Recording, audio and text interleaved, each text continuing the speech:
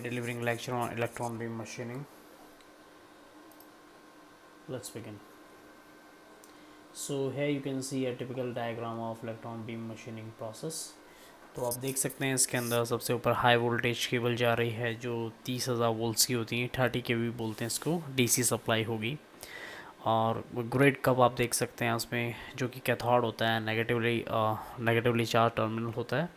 इसके अंदर फिलामेंट होता है जो हीट अप होता है, उसके बाद इलेक्ट्रॉन्स यहाँ से निकलते हैं। और एनोड देख सकते हैं आप, एनोड का बेसिक जो वर्क ये है, जो इलेक्ट्रॉन्स जो निकलेंगे उनको एक्सेलरेट करने का काम होता है। डायफ्राग्राम उसके बाद आता है अपना। डायफ्राग्राम बेसिकली क्या करता है, जो भी फ्रिंजेस पे इलेक्ट्रॉन्स होते हैं, जो बाहर की तरफ जो इलेक्ट्रॉन्स होते हैं उनको फिल्टर आउट करने का काम करता है। Means if we want a very stable beam, so this will lead to a very stable beam, मतलब फ्रिंजेस पे इलेक्ट्रॉन्स उनको निकाल देगा। ऑप्टिकल व्यूइंग सिस्टम आपको दिख रहा है, ये यहाँ से जो भी लेबर है, जो भी वर्कमैन है, जो ये ऑपरेशन कर रहा है, उसको यहाँ से विजुअली देख सकता है ऑपरेशन किस तरह से हो रहा है, कैसे हो रहा है। Now you can see magnetic lenses. So these magnetic lenses will basically focus this electron beam, focus करेंगे जो इलेक्ट्रॉन्स, वीक इलेक्ट्रॉन्स हैं उनको एब्जॉर्ब भी कर लेंगे और हमें बहुत ही एक कोहेरेंट और एक कॉन्सेंट्रेटेड बीम आपको ये प्रोवाइड करेंगे। Now you can see below it there is a deflection coil. तो डिफ्लेक्शन कॉयल का पर्पस में ये है कि इलेक्ट्रॉन बीम जो हमारी बन रही है वो डिफ्लेक्ट ना हो, मतलब कॉन्सेंट्रेटेड फॉर्म में ही रहे, उसको ये इंश्योर करता है deflection coil. And now this the electron beam is projected towards a workpiece। और वर्कपीस की तरफ प्रोजेक्ट होगी तो बहुत हाई इंटेंसिटी जो अपनी इलेक्ट्रिकल जो काइनेटिक एनर्जी है इलेक्ट्रॉन्स की, वो कन्वर्ट होगी हीट एनर्जी के अंदर। और इसकी वजह से हमें जो वर्क पीस जो हमारा है उसके ऊपर जितना जो भी मेटल है वो इवापोरेट होना स्टार्ट हो जाएगा या मेल्ट होना स्टार्ट हो जाएगा। उसकी बेसिस पे हम यहाँ पे मशीनिंग कर लेंगे। और ये पूरा सेटअप हम लोग वैक्यूम चैम्बर के अंदर यूज़ करते हैं, क्योंकि वैक्यूम चैम्बर इसलिए यूज़ करते हैं क्योंकि इलेक्ट्रॉन्स हैं, इलेक्ट्रॉन्स अगर जब निकलते हैं, अगर एयर इसके अंदर होगी, एयर के मॉलिक्यूल्स होंगे तो कोलाइड होंगे तो इलेक्ट्रॉन्स अपनी एनर्जी लूज़ करेंगे और इसकी वजह से अपनी जो एनर्जी है लूज़ करने की वजह से मशीनिंग नहीं हो पाएगी। तो इसलिए हम लोग ये पूरा सेटअप हम लोग वैक्यूम चैम्बर के अंदर यूज़ करते हैं ताकि इसकी बीम को कोई चीज़ डिफ्लेक्ट ना कर पाए, ना ही इसकी एनर्जी का लॉस हो। So let's move to next slide. So working principle, this machining process works on the principle conversion of kinetic energy into heat energy। ये बता दिया आपको। बहुत ही हाई स्पीड के इलेक्ट्रॉन्स इम्पिंग करते हैं वर्क पीस के ऊपर और काइनेटिक एनर्जी जितना भी उनके पास होता है उसको अपने हीट एनर्जी के अंदर कन्वर्ट कर देते हैं। और जो ये होल प्रोसेस मैं बता चुका हूँ वैक्यूम चैम्बर के अंदर कंडक्ट करेंगे, क्यों करेंगे ये आपको मैंने रीज़न बता दिया है। And now let's go to next slide. Equipments की बात करते हैं तो मैंने आपको जैसे प्रीवियस स्लाइड्स के अंदर दिखाया था, इलेक्ट्रॉन गन होता है। इलेक्ट्रॉन गन बेसिकली होगा क्या, एक कैथोड रे ट्यूब होता है जो कि टंगस्टन का बना होता है, जैसे स्टार्टिंग में मैंने आपको स्लाइड में दिखाया था। वेट,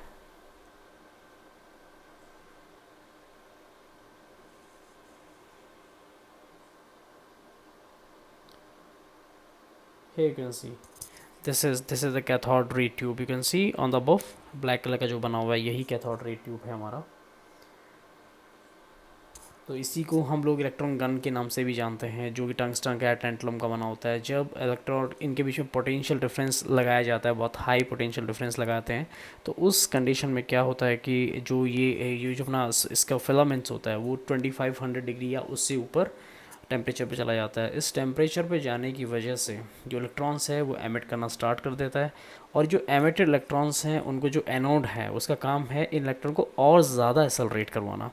देखिए अब ऊपर नेगेटिव है, नीचे पॉजिटिव है, तो इलेक्ट्रॉन्स नेगेटिवली चार्ज होते हैं, पॉजिटिव की तरफ अट्रैक्ट होंगे, तो एक्सेलरेशन का भी काम ये करता है। फिर डायफ्राग्राम है आपका, जो डायफ्राग्राम जो भी आपके इलेक्ट्रॉन्स हैं फ्रिंज एरिया पे है, कॉर्नर्स पे हैं, वीक इलेक्ट्रॉन्स हैं जो कि मतलब आपको नहीं चाहिए, वीक है, जिन्हें एनर्जी जो स्टेट ऑफ एनर्जी में वो है वो उतना नहीं है, जो वेलोसिटी वो नहीं है, तो उसको आप निकालने का काम करता है, सेपरेट करने का काम करता है डायफ्राग्राम। बेसिकली एक फिल्म की तरह ही होता है ना। फिर talk about the optical viewing system, ये बता दिया आपको। मैग्नेटिक लेंसेज का भी आपको पर्पस मैंने बता दिया है, अपने लेंस कन्वर्ज करेंगे बीम को और कॉन्सेंट्रेटेड बीम को रहने देंगे ताकि हम मशीनिंग कर सकें। So deflection coil is basically will be used to control the deflection of the electron beam. Yeah, I've told you this thing. Now workpiece holding device, that is used to hold the workpiece at a stationary point so that the workpiece does not move and मतलब move तो नहीं होगा, fixture होता है कि बस stable होगा, बिल्कुल स्टेबल ही फिक्सचर होता है, कई बार होता है मूवेबल फिक्चर्स होते हैं, जैसे जैसे आप मशीनिंग प्रोसेस को बढ़ाते जाएंगे, अगर आपको होल्स नहीं ड्रिल करने हैं, अगर आपको एक तरह से मतलब एक जगह से ज़्यादा जगह पे होल्स ड्रिल करना है तो आपको मूवेबल फिक्चर्स भी मिलता है इसके अंदर। वर्किंग मैंने आपको बता दिया है। First electron gun produce high velocity electron particles, these electron particles move towards anode which is placed after cathode tube. Now this high intense electron beam passes through the magnetic lens. ये same process है। सबसे पहले देखिए, आप समझ लीजिए, सबसे पहले इलेक्ट्रॉन्स जो हैं वो निकलेंगे कैथोड से, ठीक है। कैथोड से जब इलेक्ट्रॉन्स निकलेंगे, एनोड उसको एक्सेलरेट करेगा, डायफ्राग्राम जितना काम का है उसको पास करेगा। उसके बाद आपका जो आता है जो मैग्नेटिक लेंस आता है वो उस बीम को कन्वर्ज करेगा, और जो नेक्स्ट जो स्टेप आता है वो आता है अपना इसका कॉइल का। तो ये जो कॉइल है अपना, ये इसका सिर्फ एक ही काम है, ये डिफ्लेक्ट नहीं होने देता इलेक्ट्रॉन्स को, मतलब ये अपने उसको एक जगह कॉन्सेंट्रेट होकर रखने देगा ताकि वो वर्क पीस को प्रॉपरली फोकस कर पाए। So next, now if we talk about the application part, it is used to produce very small size holes, 100 micrometers तक के भी हम इसमें 100 माइक्रोन्स के भी हम होल्स इसमें ड्रिल कर सकते हैं, ठीक है। और इसके अंदर जैसे 100 माइक्रोमीटर से लेके आप 2 mm तक के होल्स इसमें ड्रिल कर सकते हैं। So if you can imagine 2 mm, what is 2 mm, it's like nothing. So 100 micron size, very very very very refined, बहुत ही ज़्यादा, बहुत ही कम डायमेंशन होता है, we can not even see with our open eyes. So it is also use to produce holes in diesel injection nozzle. जो diesel injection जो nozzles होती हैं diesel engine के अंदर, जो फ्यूल इंजेक्शन सिस्टम है उनकी नोजल्स के अंदर होल्स ड्रिल करने काम आता है। एरोस्पेस इंडस्ट्री में, न्यूक्लियर इंडस्ट्री में, टर्बाइन इंडस्ट्री में, बेसिकली हाई एंड इंडस्ट्रीज़ के अंदर ये आएगा जहाँ पे भी हमें बहुत रिफाइंड, बहुत ही फाइन होल्स ड्रिल करने होंगे, या फिर ऐसी वेल्डिंग करनी होगी जो कि बहुत ही ज़्यादा पतली है, या फिर मतलब बहुत ही ज़्यादा इसका डायमेंशन बहुत ही कम है, बाकी नॉन कन्वेंशनल प्रोसेस या फिर कन्वेंशनल प्रोसेस हम नहीं कर पाते, वहाँ पे हम इलेक्ट्रॉन बीम का यूज़ करते हैं। So advantage, if you talk about advantage, can be use to produce very small size hole in any shape. It can machine any material irrespective of hardness and other mechanical properties. आप लगभग कोई भी material इससे machine कर सकते हैं। It provides good surface finish, no any surface finishing process required. मतलब एक बार सरफेस फिनिश इतनी बढ़िया होती है कि आपको सेकेंडरी प्रोसेस या टर्शियरी प्रोसेस इसमें एम्प्लॉय करने की ज़रूरत नहीं होती है। And highly reactive materials can be machine easily because machine is done in vacuum.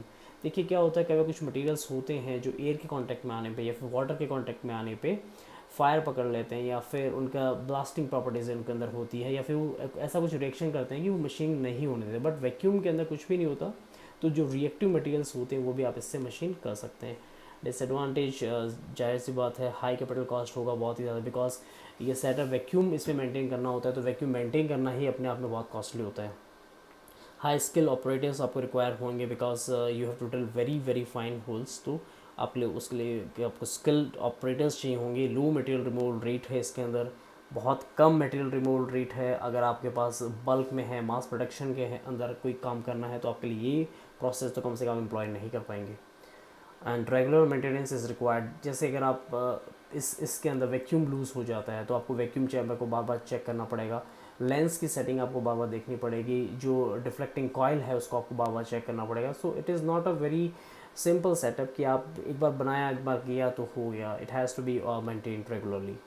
So material removal rate is very low compared to other conventional processes. It is difficult to produce perfect vacuum, and it is also very difficult to produce a perfect vacuum. तो इसी वजह से भी इसका ये एक disadvantage के अंदर count होता है.